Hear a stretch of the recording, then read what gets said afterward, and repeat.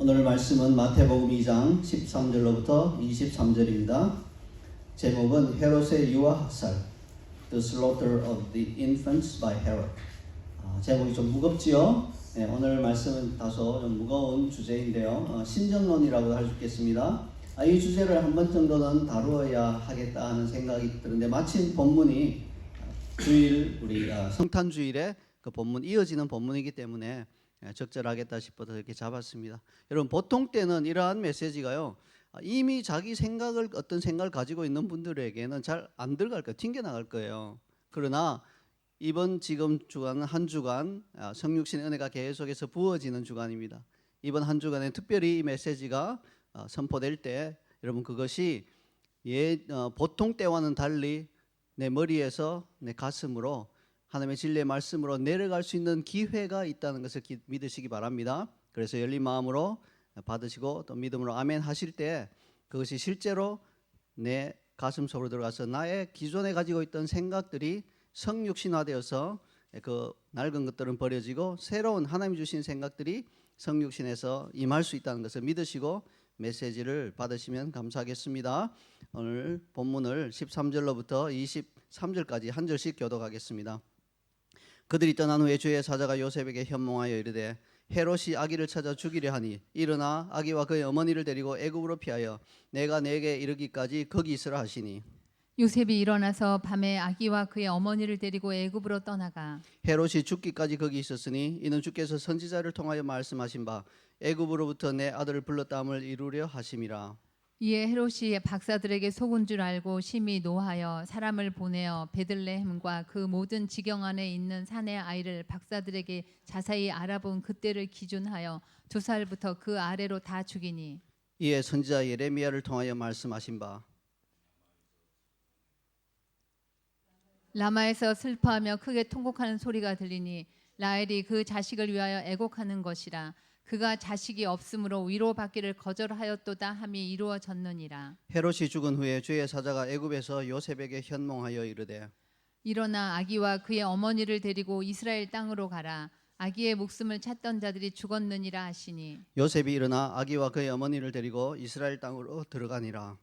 그러나 아켈라오가 그의 아버지 헤롯을 이어 유대 임금됨을 듣고 거기로 가기를 무서워하더니 꿈에 지시하심을 받아 갈릴리 지방으로 떠나가 나사렛이란 동네에 가서 사니 이는 선지자로 하신 말씀에 나사렛 사람이라 칭하리라 하심을 이루려 함이러라. 아멘. 네. 할렐루야. 지난 수요일 우리가 큰 기쁨 가운데 성탄 주기를 함께 기념하고 또 기뻐했습니다. 자, 이제 곧바로 이어지는 예수님이 그 탄생하신 그날 이후에 얼마 지나지 않아서 곧바로 이어지는 사건을 다루는 오늘 주일 메시지를 통해서 예수님 생애 초기 그분 주변에 일어났던 비극적인 일과 또 그분이 애굽으로 도피해야만 했던 그런 사건에 관해 생각해 보도록 하겠습니다. 자, 이 사건들을 통해서 지금도 우리 주위 그리고 이 세상 여러 곳에서 일어나고 있는 다양한 비극적인 일들에 관해 우리는 어떤 성경적인 시각을 가져야 할 것인지 배워보도록 하겠습니다. 자, 이게 왜 중요할까요? 왜 이런 것들을 한번 생각해보고 이렇게 올바른 성경적 시각을 가지는 것이 중요할까요? 왜냐하면요, 만약 이런 비극적인 사건 혹은 악인이 악을 행하는 사건, 끔찍한 재난 이런 것들에 대한 우리의 시각이나 해석이 성경적이지 않다면 우리는 결국 하나님과의 관계에 있어서 심각한 문제가 발생하기 때문에 그렇습니다. 생각해 보세요. 하나님께서 비극을 일으키시는 분, 장본인이다. 혹은 비극을 그냥 방치하시는 무책임한 분이다. 이렇게 인식하고 있다면 하나님과의 관계가 깊어지기가 결코 쉽지 않을 것입니다. 그렇죠? 하나님이 어떠한 분이다라고 생각하는 것에 따라서 우리의 자세가 달라지는 거예요. 아이들도 그렇잖아요. 아빠가 내가 뭐 기분만 나쁘면 막 회초리를 드는 그런 무서운 아빠다 하면 아빠를 사랑하고 가까이 가기가 꺼려질 거예요. 제가 어렸을 때 저는 이제 좀 이렇게 제가 특별히 잘못한 일이 없어도 많이 맞았어요. 왜 맞았느냐? 저희 아버님이 좀 예수님 믿고는 술을 딱 그대로 끊으셨는데 그 전에 술을 좀 많이 드셨어요. 업무상 술을 드셔야 할 때가 많았어요. 그래서 술이 많이 취해서 들어오시면 별로 안 좋은 일들이 일어나는 거예요. 아무것도 아닌 일인데 그냥 그때는 막 혁대를 풀어서 때리셨어요. 많이 맞았어요. 그래서 우리 아이들은요, 아빠가 이렇게 보고 그냥 들어오시면 가까이 가요. 근데 술 취해서 들어오시면 후다닥 다 뭐 방으로 자기 방에 들어가서, 자기 방도 없죠. 그때는 방 뭐 한두 개 다 같이 있으니까 그냥 구석에 가서 막 열심히 공부한 척해요. 공부하는 애를 냅다 때리진 않거든요. 괜히 나와서 얼쩡거릴 때 이제 맞는 거예요. 막 열심히 막 그냥 공책에 막 공부하는 척 막 뭐 쓰면 뭐 공부하냐 이러시면서 그냥 별일 없을 수 있는데, 잠깐 방심하고 아빠 근처에 얼쩡거리다가는 아무 이유도 없이 그냥 맞는 거예요. 너 오늘 좀 맞아야 되겠다 이렇게 말씀하시거나, 아니면 그때 잊혀지지 않는 말이 있어요. 지금도 이제 트라우마로 남은 말인데, 매 타작 좀 해볼까 이러시면, 타작이 뭐예요? 곡식을 터는 거잖아요. 막 사정없이 계속 때리는 그게 이제 타작인데, 매로 타작을 해보자 이렇게 하시니까 얼마나 맞은지 아시겠죠? 우리 친구들 몇 대 맞았다고 억울해하지 마세요. 목사님은요, 여러분 지금까지 맞은 거 한 100배 정도 맞았을 거예요. 지금은 안 때리잖아요, 애들을. 자, 생각해보세요. 근데 우리 아빠는 좋은 아빠예요. 보통 때는 참 좋아요. 아이들 사랑하시고. 문제는 뭐냐? 술 드시고 들어오시면 이게 이유도 없이 아이를 때리는 좀 무서운 아빠예요. 그래서 술 드시면 근처에 안 가려고 해요. 하나님과의 관계도 우리가 이렇게 될 수 있다는 거예요. 보통 때는 뭐 괜찮은 분, 사랑하시는 분한테 이런 비극적인 사건, 이런 것들을 방치하거나 막 조장하시는 분, 이렇게 생각하면 이제 가까이 가기 싫어지는 거예요. 그리고 자꾸 오해하게 되는 겁니다. 우리 아버지는 분명히 잘못하셨죠. 그러시면 안 되는 것이었어요. 그러나 하나님 아버지는 어떨까요? 하나님 아버지도 잘못하시는 분일까요? 그러시면 안 되는데 그런 일을 하시는 분일까요? 그걸 우리가 오늘 한번 생각해 보자는 것입니다. 자, 그러면 먼저 예수 그리스도의 탄생 직후에 어떤 끔찍한 일이 일어났는지 본문을 통해서 알아보겠습니다. 16절을 함께 읽겠습니다. 이에 헤롯이 박사들에게 속은 줄 알고 심히 노하여 사람을 보내어 베들레헴과 그 모든 지경 안에 있는 사내 아이를 박사들에게 자세히 알아본 그때를 기준하여 2살부터 그 아래로 다 죽이니. 네, 2살부터 그 아래. 참 그게 몇 명인지 정확하게는 알 수 없지만 뭐 많은 숫자였을 겁니다. 이것이 바로 그 유명한 헤롯의 유아 학살 사건입니다. 동방 박사들이 꿈에 지시하심을 받았어요. 그래서 헤롯에게 안 돌아가고 다른 길로 고국으로 돌아가 버렸어요. 그러니까 헤롯은 기다렸어요. 박사들이 와서 보고해 주기를. 그럼 바로 찾아가서 죽이려고 대기하고 있는데, 기다리고 있는데, 기다려도 안 오니까, 아니 베들레헴은 얼마 안 떨어져 있잖아요. 예루살렘에서 하루길인데 이틀 사흘 지나도 안 오니까 속았구나 이런 생각이 들면서 막 분노에 차서 여봐라 해서 베들레헴과 그 지경까지, 베들레헴만 해도 이제 사실은 충분한데 베들레헴에서 납니다 했는데, 혹시 몰라서 그 지경까지 다 포함시켜서 2살 그 아래 아이들은, 남자 아이들은 다 죽여라, 이렇게 끔찍한 명령을 내린 것입니다. 인간이 어찌 이런 끔찍한 짓을 저지를 수 있을까요? 근데요, 이것이 바로 타락한 세상 권력의 비정함입니다. 자신에게 조금이라도 위해가 될 요소가 있다면 그러한 자들은 다 죽여버리는 거예요. 어린아이라고 해도 살려두지 않아요. 뭐 동서고금을 막론하고 이렇게 역사서를 뒤져보면 이런 비일비재예요. 새로운 왕이 이렇게 등극했습니다. 근데 만약에 이 새로운 왕이 뭔가 어떤 정통성을 가지고 등극한 게 아니고 어떤 뭐 반란이나 뭐 이런 걸 가지고 딱 등극하는 순간, 원래 있던 왕의 가문의 모든 자녀들은 다 죽여버립니다. 혹시라도 나중에 그 아이가 커서 복수하거나, 아니면 그는 가만히 있어도 주변의 사람들이 옛날 왕을 잊지 못하던 충신들, 소위 말해서 그 왕들의 충신들이 이 사람을 데리고 자꾸 반란의 주역으로 삼을 수 있으니까 아예 다 죽여버린 거예요. 이게 바로 비정함이죠. 몇 명이나 죽었을까요? 우리는 알 수 없어요. 베들레헴과 그 지경의 2살 이하의 아이들, 그때 당시에 인구를 고려했을 때 많이 죽지는 않았을 것 같아요. 뭐 아무리 많이 잡아도 뭐 한 20명 이상 넘어가지는 않을 것 같아요. 그렇지만요, 우리는 이 끔찍한 학살에 대해서 할 말을 잃습니다. 생각해 보세요. 2살짜리 아이, 아장아장하거나 혹은 이제 막 태어나서 요람에 있는 그 아이를 찾아가서 칼로 죽이는 일. 병사들은 무슨 죄예요? 근데 왕의 명령이 뭐 엄하니까 안 할 수도 없고, 정말 병사들에게 못할 일이었겠죠. 채 2살이 되지 않은 이 아이들이 무슨 죄가 있어서 무참하게 죽어야만 했던 것일까요? 자, 그러면 우리가 한번 생각해 보십시다. 이런 비극적인 일이 일어나지 않도록 하나님께서는 어떻게 하셔야 했나요? 어떻게 하면 이런 비극적인 일을 막으실 수 있었을까요? 가장 확실한 방법은 메시아를 보내지 않으시는 거예요. 메시아를 안 보내면 동방박사들이 올 일도 없고, 동방박사들이 안 왔다면 헤롯이 뭐 느닷없이 그냥 아기를 죽이라 이런 명령을 내릴 필요도 없죠. 그러므로 메시아를 하나님께서 안 보내시면 이런 비극적인 일은 일어나지 않습니다. 자, 하지만 문제가 있죠. 그렇게 되면 인류에게는 메시아가 오시지 않는 것입니다. 자, 그래서 그 누구도 이 몇몇 소수의 아이들의 목숨을 건지기 위해 메시아가 오지 않으셔야 했다, 이렇게 말할 수는 없겠죠. 그리고 만약에 메시아가 오시지 않았다면 이 아이들마저도 비록 헤롯의 손에 의해서 바로 죽임을 당하지는 않았겠지만 태어나서 죄 가운데 태어나서 죄 가운데 살다가 죄 가운데 죽는 것입니다. 그러니까 이 아이들 역시 메시아가 오지 않으면 큰 손해인 것입니다. 그러므로 아이들의 피살을 막기 위해 메시아가 오지 않으셨어야 했다는 주장은 참 무책임한 주장입니다. 자, 그렇다면 그 다음 솔루션이 뭐 있을까요? 동방 박사들에게 지시를 안 하시면 될 거 아니에요. 그럼 동방 박사들이 그냥 순진하게 헤롯 앞에 가서 저희가 그 아기를 왕으로, 유대의 이스라엘 왕으로 오신 분 아기를 만나 뵙고 황금과 유약과 유향과 모략을 드리고 돌아왔습니다, 이렇게 보고를 했을 거 아니에요. 그러면 헤롯이 곧바로 군사들을 예수님 계신 그 집으로 보내면 주변의 아이들은 안 죽어도 되잖아요. 자, 그게 해결책일까요? 물론 그렇게 하면 아이들은 안 죽었겠죠. 그러나 문제는 메시아이신 예수님은 목숨을 잃을 위험에 직면하게 되니까 이것 역시 적절한 해결책이 될 수 없습니다. 자, 그러면 마지막으로 생각해 보는가. 하나님께 아주 쉬운 어떤 일이 있죠. 뭡니까? 헤롯이 그런 명령을 못 내리게 하면 되잖아요. 갑자기 명령을 내리려고 하는데 심장마비로 쓰러져 죽게 한다든지, 아니면 사가랴에게 하셨던 것처럼 입을 아예 봉해서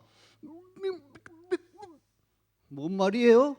못 알아듣게 해서 그냥 그 명령이 실행되지 않도록 다양하고 창의적인 방법으로 하나님은 헤롯이 그 명령을 내리지 못하게 하실 수도 있었어요. 그런데 우리가 알다시피 하나님은 헤롯이 무참하게 아기들을 죽이도록 그냥 내버려 두셨습니다.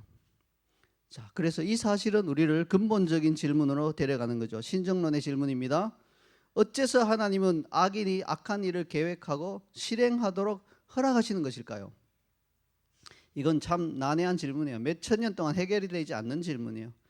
여기에는 하나님의 전능하심이 포함되어 있고요, 또 인간의 자유의지가 포함되어 있고요, 악에 대한 근본적인 어떤 요소들이 포함되어 있기 때문에 이것들을 다 조합해서 딱 정답을 내어놓기가 참 어렵습니다. 그래서 뭐 수천 년 동안 답이 없는 것이죠.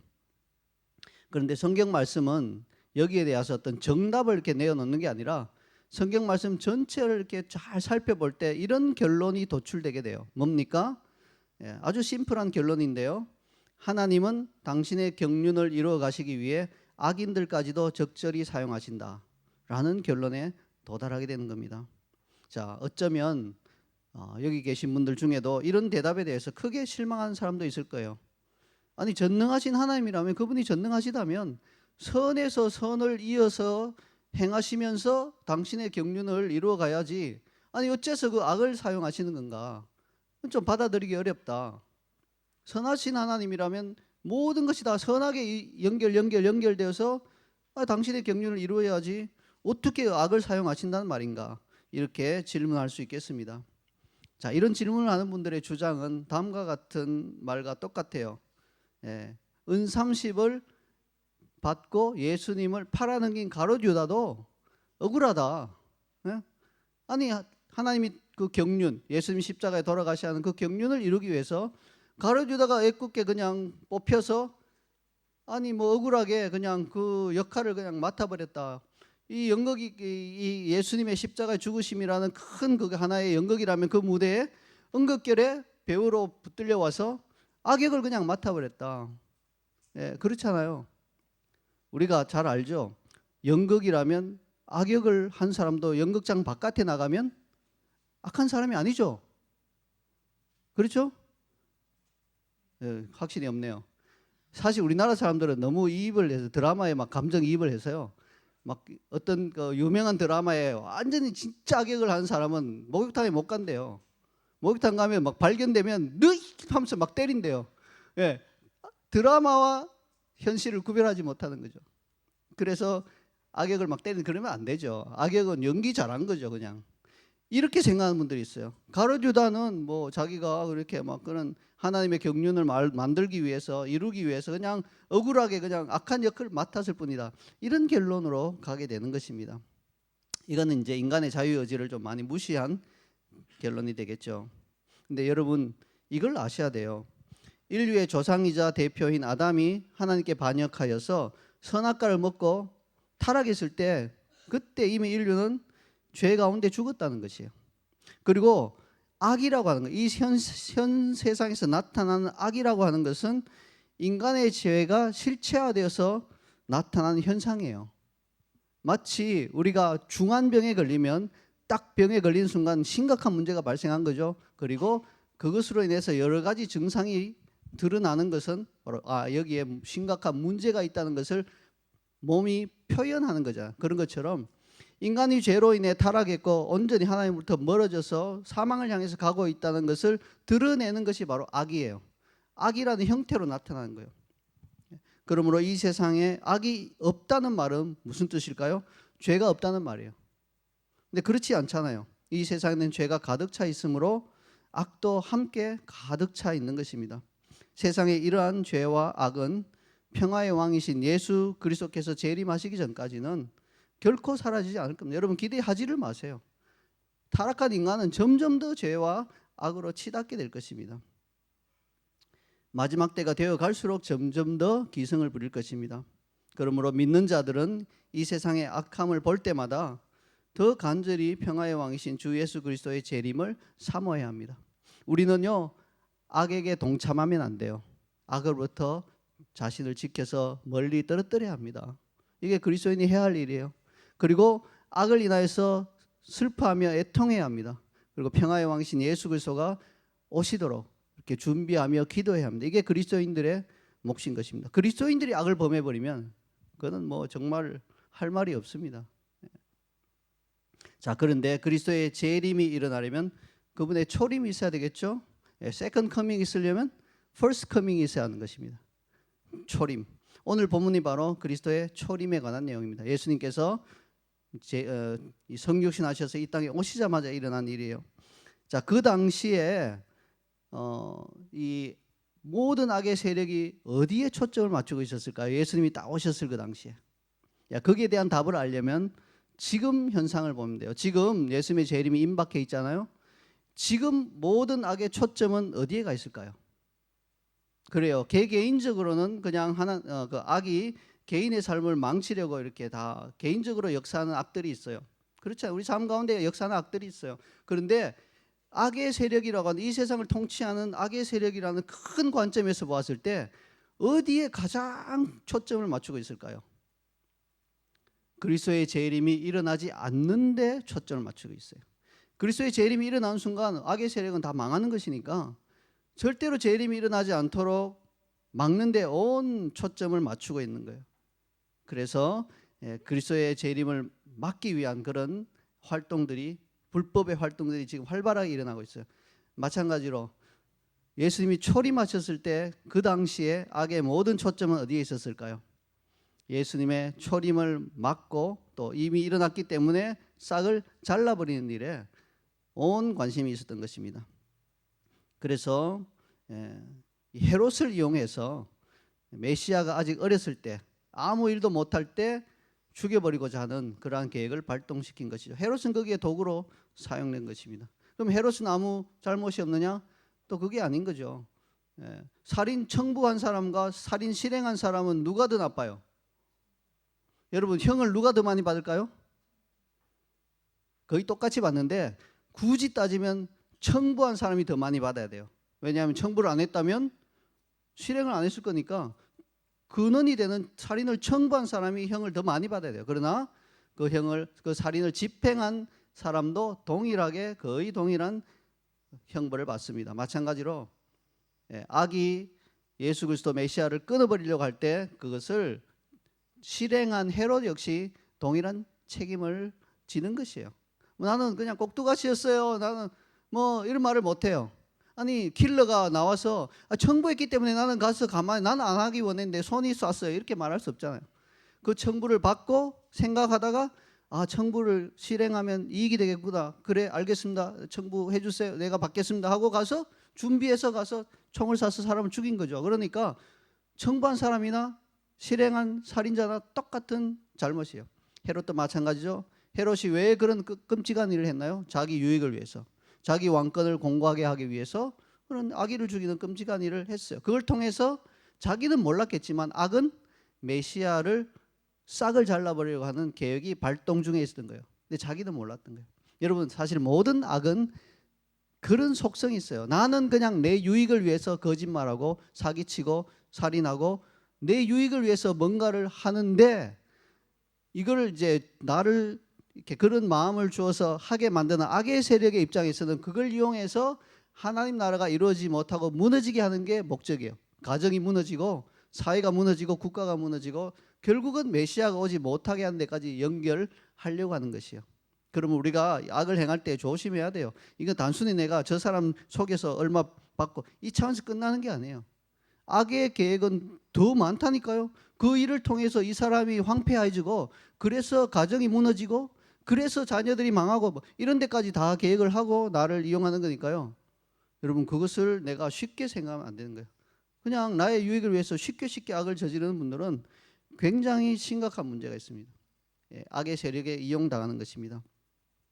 구약 에스더서를 보아도요. 메시아가 이 땅에 오시기 전에 유대인을 통해서 메시아가 오신다는 예언이 이미 있기 때문에 유대인 전체를 다 죽여버리려고 하는 그런 악한 계획이 있었죠. 하만이라고 하는 자에 의해서 그러한 계획이 발동된 적이 있는데 하나님께서 기적적으로 막아주셨죠.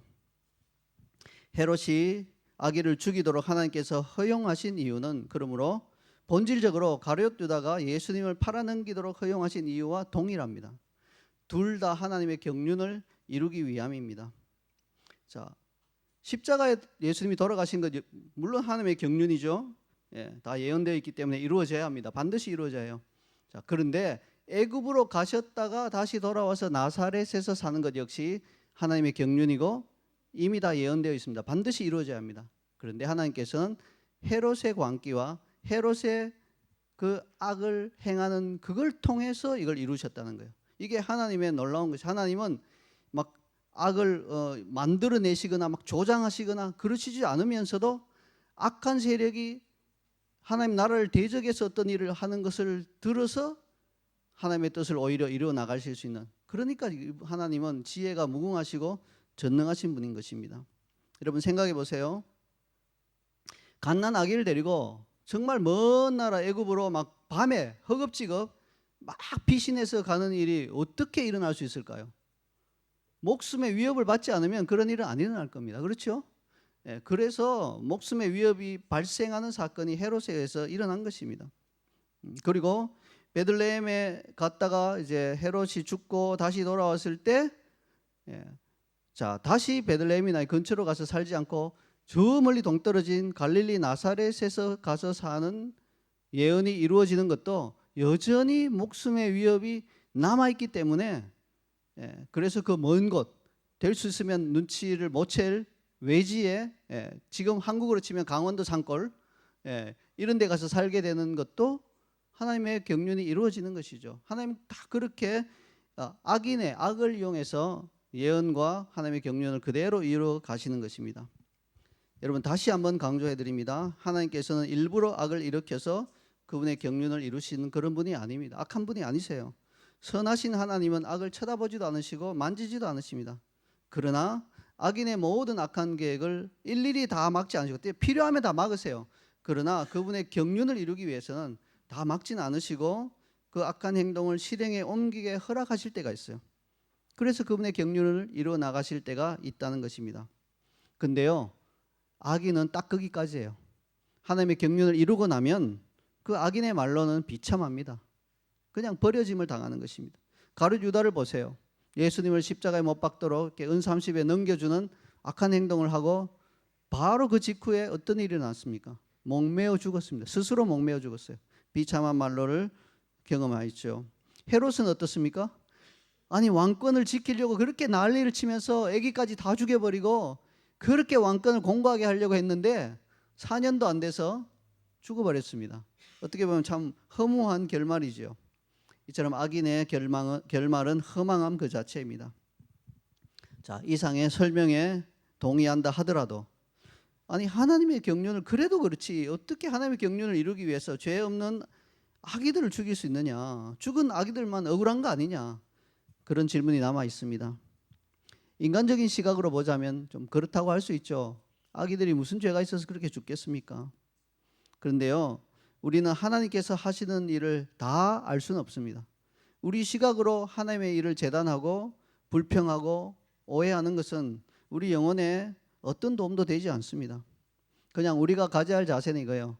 공의의 하나님께서 이 모든 일 가운데 공의롭게 심판하실 것이다.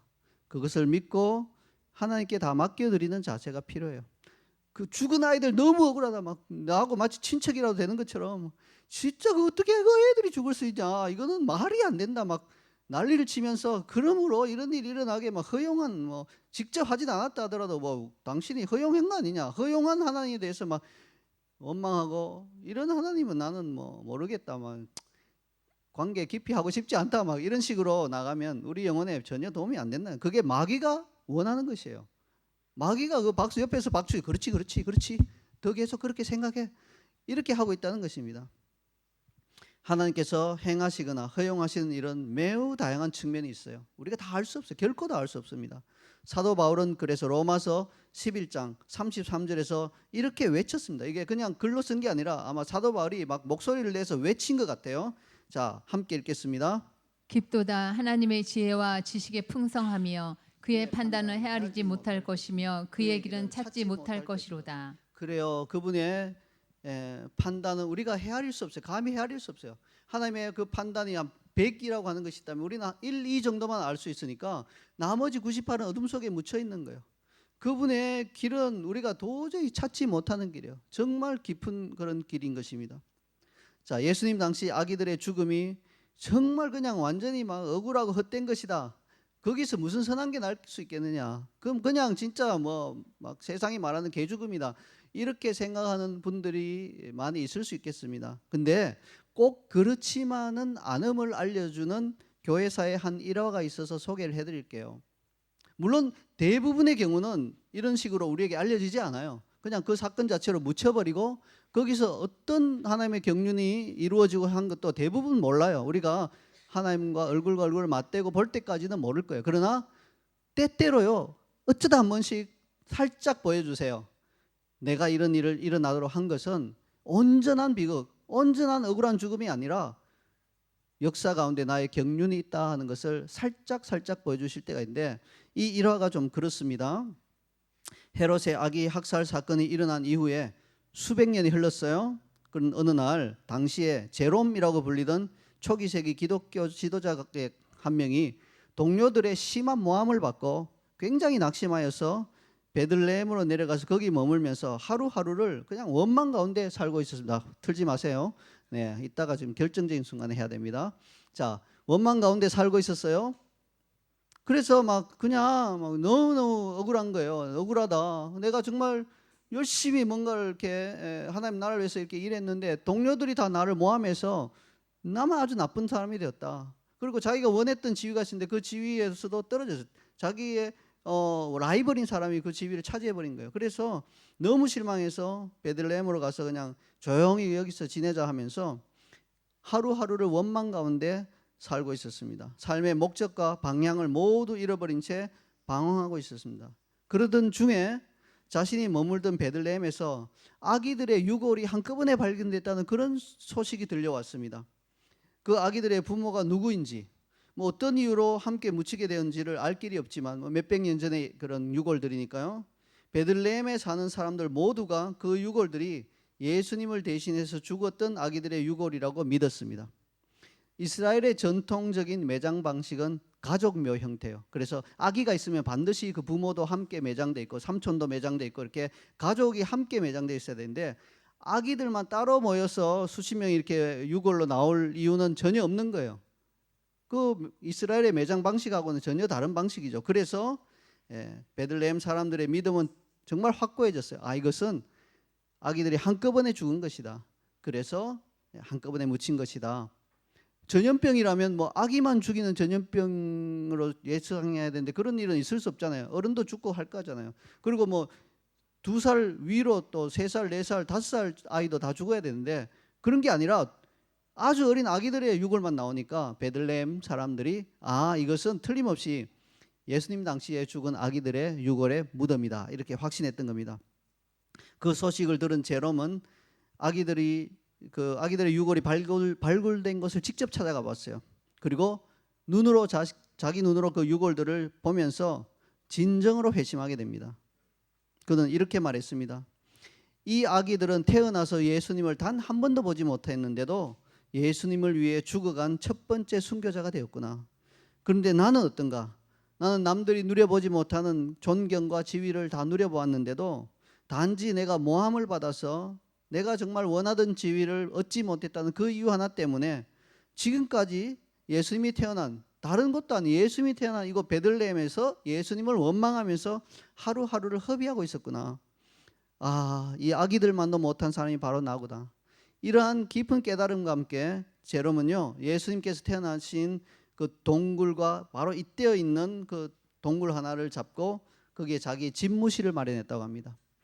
나 같은 인간은 방에서 평안히 뭔가 할 자격도 없다 이렇게 생각하면서 이 집무실을 그 동굴에 이렇게 만들어서는요, 자신이 하나님과 예수님을 위해 할 수 있는 일을 시작했습니다. 바로 성경 번역을 한 겁니다. 그때까지만 해도 성경은 일반 사람들이 읽지 못했어요. 뭐 히브리 헬라어로 이렇게 되어 있으니까 그 성경을 일반인들은 전혀 읽지 못하고 교회 지도자들만 읽을 수 있었어요. 근데 이것을 일반 사람들이 읽을 수 있는 글로 공용어로 번역하기 시작합니다. 그게 라틴어였습니다. 오늘날 우리는 라틴어 하면 여기 라틴어 할 수 있는 분 아무도 없죠. 미국에서도 별로 없어요. 그러나 그때 당시 사회에서는 라틴어가 공용어였습니다. 그래서 성경을 라틴어로 번역하기 시작한 것이죠. 성 제롬의 회심과 신앙적인 결단으로 나온 것이 바로 그 유명한 벌게이트 역본입니다. 불가타본이라고도 하죠. 처음으로 성경이 일반 대중들이 읽을 수 있는 라틴어로 번역되어 나온 것입니다. 여러분 놀랍지 않습니까? 악의 세력이 초림의 메시아를 죽이기 위해 헤롯의 광기를 빌려 벌인 악한 행동이 몇백 년이 지나서 수많은 사람들에게 구원의 길을 알려준 라틴어 역본인 벌게이트 성경이 기록될 수 있도록 만들어준 것이죠. 이처럼 하나님의 경륜은 유한한 우리가 도무지 이해하지 못할 때가 대부분입니다. 그러므로 쉽게 하나님의 어떤 일들을 판단하고 또 하나님을 원망하거나 불평하거나 하는 일은 하지 말아야 할 것입니다. 지금 화면에 띄운 그림은 이탈리아 유명한 화가 카라바조라고 하는 분이 성 제롬의 성경 번역을 상상하며 그린 그림입니다. 전승에 따르면 성 제롬은 언제나 자기 책상 위에 해골을 두었다고 합니다. 안 그래도 동굴이 이렇게 음습하고 그죠? 동굴은 분위기가 으시시한데 거기다가 책상 위에 늘 해골을 딱 갖다 두고 작업을 했으니까 우리 어린 친구들은 뭐 동굴 들어가자마자 겁이 나서 도망쳤을 거예요. 이게 무슨 뭐 방탈출 게임도 아니고 뭐 귀신의 집도 아니고 이거 뭐냐 생각했겠는데 제롬은 그렇게 둔 이유가 있어요. 언젠가는 죽는다. 나도 언젠가는 죽어서 이 해골이 될 것이다. 늘 죽음을 생각하며 자신이 할 수 있는 살아있는 동안 하나님과 예수님을 위해서 할 수 있는 최선을 다하겠다고. 이 번역 작업이 어렵잖아요. 힘들잖아요. 그것을 계속해서 잘 할 수 있도록 자신을 채찍질하기 위한 도구로 바로 이 해골을 둔 것입니다. 생애 말년에 성 제롬은 당대의 종교 권력으로부터 이단으로 몰려 화형을 당해서 순교자의 반열에 들었습니다. 여러분, 이게 한 단면이에요. 우리가 이제 역사 가운데 드러난 딱 한 단면이에요. 그 아기들이 죽은 사건이 이어져서 이러한 일들도 있었다는 걸 우리에게 보여줘요. 근데 대부분의 사건은 이런 것들이 감춰져 있어요. 그러니까 우리가 모르는 거예요. 이건 무조건 그런 나쁜 일이야. 이건 악이야. 이거는 비참한 거야. 이렇게만 판단할 수 없다는 것입니다. 실로 오늘날 우리 주위에는 악이 만연합니다. 전쟁으로 인해 베들레헴의 어린 아기들처럼 억울하게 죽어가는 수많은 영혼들이 있습니다. 이와 같은 일들에 대해서 우리는 어떤 관점을 가져야 할까요? 뭐 우리가 그런 사건 뒤에 있는 하나님의 경륜을 모르기 때문에 각각의 사건에 대해서 우리가 어떤 관점을 가져야 될지 솔직히 잘 모르겠다고 말할 수밖에 없어요. 그러나 한 가지 확실한 것은 뭡니까? 그런 비극적인 사건들로 인해서 하나님을 원망하거나 그분의 선하심을 의심하거나 그것을 하나님이 기획하거나 의도하신 사건으로 해석하지는 말아야 합니다. 하나님은 스스로 악한 일을 계획하거나 실행하지 않으십니다.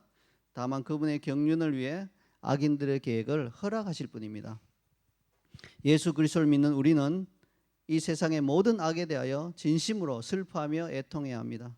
그리고 하나님께서 감동을 주시는 대로 그 피해를 당한 사람에게 우리가 할 수 있는 방식으로 도움의 손길을 뻗어줘야 합니다. 그 상황을 우리 시각으로 해석하려 하지 말고 그냥 무조건적인 도움을 주어야 합니다. 해석하지 않는다는 말은 이 상황을 하나님께서 방치하셨기에 일어났거나 혹은 하나님께서 일어나도록 조장하셨다는 그런 식으로 해석하지 않아야 한다는 뜻도 포함이 됩니다. 그리고 악에 대해서는 거룩한 분노를 품어야 합니다. 이것이 그리스도인이 가져야 할 마땅한 자세입니다. 다시 말하자면 하나님께서 분노하시는 일에는 그리스도인 역시 분노해야 한다는 것입니다. 그러면 이제 말씀을 마무리하기에 앞서서 각도를 조금만 바꿔서 인간의 악이 아닌 자연재해로 인한 그런 비극에 대해서는 우리 그리스도인들이 어떤 자세를 가져야 할지를 한번 짚어보고 말씀을 마무리하겠습니다. 지진이나 화산 폭발, 그런 자연재해는 인간이 일으킨 건 아니죠. 하지만 자연재해도 무고한 사람들의 목숨을 빼앗아갑니다. 어린아이들의 목숨을 빼앗기도 합니다. 이런 자연재해에 관해 그리스도인인 우리는 하나님께 대하여 어떤 태도를 취해야 할까요? 사실 악인의 끔찍한 악행으로 인한 재난이나 자연재해나 우리가 가져야 할 태도는 동일해요. 첫째, 앞서 강조해 드린 것처럼 그것이 하나님의 악한 의도로 인해서 일어난 것이 아니라고 우리가 인정해야 됩니다. 그걸 잘못 해석하면 안 됩니다. 자연재해 역시 하나님을 떠나 타락한 이 세상이 고통을 당하는 한 가지 방식입니다. 아니, 인간이 하나님을 떠나서 타락해서 지옥을 향해 가고 있는데도 이 세상에 어떤 죄도 없고 그냥 이 세상이 낙원 같다면 이게 우리가 하나님께로 돌이킬 수 있겠습니까? 그래서 하나님은 이런 자연재해가 일어나도록 허용하시는 거예요. 그걸 보면서 우리가 뭔가 크게 잘못되어 있구나, 이 세상이 크게 잘못되어 있구나 하는 것을 깨달으라는 것입니다.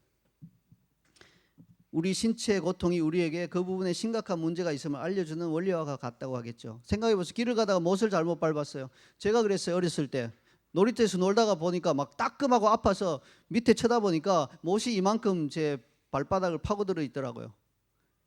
그래서 빨리 빼고 막 이 붉은 약이라고 하죠. 막 이렇게 뿌려서 병원에는 안 가고 이렇게 겨우 이렇게 며칠 동안 쩔뚝거리면서 이렇게 발을 땅에 못 디뎠어요. 근데 만약에 고통이 없어서 이걸 모르고 그냥 살았다면 파상풍이 걸려서 죽을 수도 있어요. 그러니까 이런 고통이라고 하는 것은 우리를 위한 것이에요. 깨닫고 빨리 처치를 하라는 거예요. 이 세상에 자연재해가 막 일어난다는 말은 그냥 재수 없는 게 아니라 이 세상은 하나님을 떠난 세상이구나. 끔찍한 사건들이 언제든지 일어날 수 있구나. 우리가 하나님께로 돌이키자 하는 사인으로 우리가 받아들일 수 있다는 것입니다. 이런 자연재해 가운데 죄 없다고 여겨지는 어린아이들은 그냥 무사하고 죄 많은 어른들만 죽임을 당해야 한다는 그런 법이 없잖아요. 그건 이상하잖아요. 화산이 터졌는데 아이들은 다 살아있고 어른들만 죽는다. 이건 있을 수 없잖아요. 그래서 자연재해는 무슨 이성이 있고 판단이 있는 게 아닙니다. 죄악된 세상 가운데 사는 것 자체가 이미 재해 상황 가운데 있는 것이고요. 재해는 어린아이라고 하더라도 피하여 가지 않습니다. 대표성의 원리에 의해서 아담이 범죄한 순간 어린아이들을 포함한 모든 인류에게는 비참한 멸망만이 기다리고 있는 것입니다. 둘째로 그것이 재난을 당한 사람들의 잘못이라고 해석하지 말아야 합니다. 메시아의 탄생 때 베들레헴과 그 근방에서 태어난 사내 아이들에게 뭔 잘못이 있겠습니까? 그렇죠? 태어나다 보니까 메시아와 함께 같이 태어난 것뿐이에요. 그 시간 그 장소에 태어나려고 해서 태어난 것이 아니지 않습니까? 또한 지진이 나서 죽는 사람들 역시 무슨 잘못이 있어요? 지진이 난 그 지역에 태어나고 살아온 것이 그 사람들의 잘못은 아닙니다. 그럼에도 불구하고 그것이 그들의 잘못이라고 말한다면 그들의 마음에 큰 상처를 주게 될 것입니다. 이게 실제로요, 여러 해 전에 기독교가 아닌 다른 종교를 믿는 그런 어떤 나라에서 큰 지진이 일어나서 지진이 났어요. 많은 사람이 죽었습니다. 그때 한국의 한 유명한 목사님이 하나님을 믿지 않아서 천벌을 받았다, 이런 식으로 메시지를 전한 거예요. 큰 무리를 일으킨 적이 있습니다. 그리고 그 소식이 인터넷이 발달해 있다 보니까 그 나라까지 전해져서 그 나라 사람들이 막 항의하고, 이럴 수가 있느냐고, 우리가 지금 슬픔을 당했는데 어떻게 그렇게 그럴 수가 있냐고 그렇게 항의하는 소동이 벌어졌습니다. 그러므로 우리는 재난을 당한 사람들을 함부로 비난해서는 안 됩니다. 셋째로, 우리가 도울 수 있는 최선을 다해서 도와야 합니다. 그런 재난이 일어날 때 그리스도인들은 도와야 돼요. 판단하거나 정죄하거나 그런 게 아니라, 하나님을 또 원망하거나 이런 게 아니라 그냥 묵묵히 최선을 다해서 그분들을 도우면 되는 거예요. 그리스도인이라면 기도로 도울 수 있고요. 가장 중요한 도움이죠. 물질로 도울 수 있고요. 때로는 직접 방문하여 도울 수도 있을 것입니다. 자, 그럴 때 자연재해를 통해 자연스럽게 복음 전도의 문이 열릴 수도 있습니다. 자연재해 자체는 끔찍한 일이지만 그로 인해서 그 지역에 살아남아 있는 사람들이 복음을 듣고 예수님께로 돌아올 수 있다면 이보다 더 복된 일은 없겠지요. 그러한 예가 바로 21세기에 발생한 가장 강력한 자연재해라고 할 수 있는 2024년 남아시아 대지진과 그로 인한 쓰나미입니다. 이 재난은 성탄절 바로 다음 날 일어났기 때문에 박싱데이 지진, 그렇게 불리고 있습니다. 강력한 지진으로 인해 발생한 쓰나미는 무려 20만 명의 목숨을 앗아갔습니다. 이때 수많은 교회와 기독교 구호단체가 재난을 당한 지역으로 헌신적으로 가서 사람들을 도왔어요. 열심을 다해서 도왔습니다. 그 결과 이슬람을 믿던 수많은 영혼들이 주께로 돌아왔습니다. 그들은 이렇게 외쳤다고 합니다. 이런 재난 가운데 우리 형제 이슬람 구호단체는 어디 있는가 도대체? 그들은 뭘 하고 있는가? 어째서 기독교 구호단체만 활동하고 있는가? 그들 눈에는요, 기독교 구호단체만 와서 열심히 사람들을 돕고 있는 걸 보니까, 야, 이건 뭐 우리 이슬람 형제라고 하더니 소용이 없네, 이런 마음이 든 거예요. 보통 때 이거는 좋은 마음이 아니죠. 우리 형제 소용없네, 이게 좋은 마음이 아닌데, 우리가 진리 앞에서는 이게 좋은 마음이에요. 이슬람 이거 별 소용이 없네, 이거 기독교 참 사랑의 종교구나, 이런 마음이 들어가는 것은 좋은 일입니다. 그렇게 해서 이들의 굳게 닫힌 마음이 많이 열렸습니다. 그런 것처럼 우리는요, 어떤 재난을 접할 때 그냥 가서 울어주고 도와주면 됩니다. 거기에 대해서 뭐 해석하려고 하고, 뭐 먼 곳에 어떤 사람들이 죽었다는 데서 내가 여기서 막 화내고 있고 이럴 필요가 없어요. 그냥 기도해주고, 보낼 수 있으면 물질 보내고, 갈 수 있으면 가서 도와주고, 이게 그리스도인들이 마땅히 해야 할 일인 것이죠. 이런 예에서 알 수 있듯이 우리는 재난을 당한 사람들을 향해 무조건적인 주님의 사랑을 베풀어야 합니다. 그것이 그리스도인인 우리가 마땅히 해야 할 일이며, 그 이상의 것들을 너무 깊이 생각하다 보면 사단이 틈타고 엉뚱한 해석과 엉뚱한 결론에 이를 수 있습니다. 이 세상은 온통 악이 득세하는 것 같지요. 그 가운데 사는 우리는 어떻게 할까요? 오늘 예수님이 하신 것처럼 하면 돼요. 무서워하거나 악에 대하여 하나님께 불평하거나 함부로 맞서 싸우거나 하지 말고 그냥 하나님의 지시를 받아서 그냥 은밀하고 조용히 기다리는 것입니다. 그렇게 우리가 기다리고 있다 보면 하나님께서 우리를 준비시키고 하나님께서 쓰시기에 적당한 그릇으로 우리를 빚으실 거예요. 예수님께 그렇게 하셨잖아요. 피해서 애굽에 있다가 갈릴리에 오셔서 조용히 자라나셔서 그동안 준비 기간이었던 겁니다. 준비가 딱 되면 하나님께서 악에 대하여 맞서 싸울 수 있도록 내보내시는 겁니다.